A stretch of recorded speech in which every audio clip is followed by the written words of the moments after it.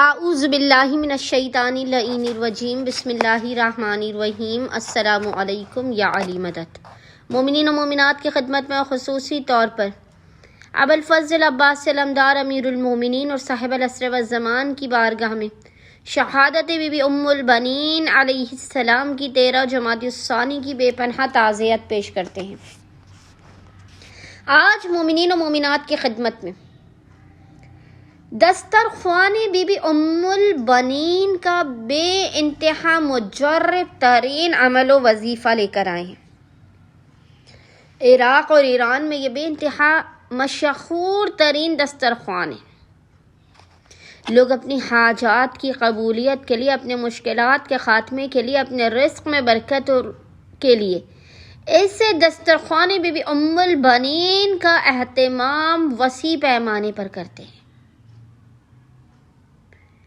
آج آپ کی خدمت میں، مومنین کی خدمت میں دسترخوان ام البنین کا پورا طریقہ لے کر آئی ہیں۔ یہ بے انتہا آسان ترین دسترخوان ام البنین کا عمل و وظیفہ ہے۔ مومنین خصوصی طور پر بی بی کی شہادت کی شب میں یا دن میں اس دسترخوان کا اہتمام اپنے گھروں میں لازماً کیجیے۔ آپ چاہیں تو چند مومنین کو بھی اس دسترخوان پر مدعو کر سکتے ہیں، ورنہ گھر میں جتنے بھی لوگ ہیں اس دسترخوان کا اہتمام کیجیے۔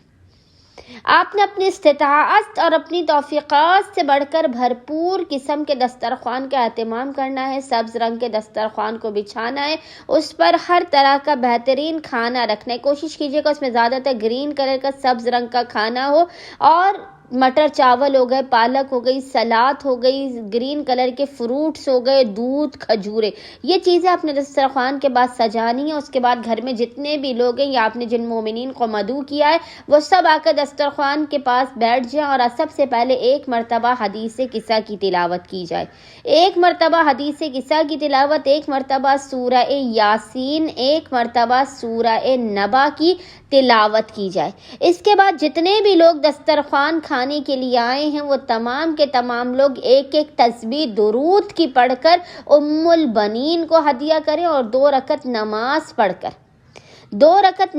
پڑھ کر اس کا ہدیہ ام البنین کی بارگاہ میں پیش کریں۔ پھر دسترخوان پر نظر دلائی جائے۔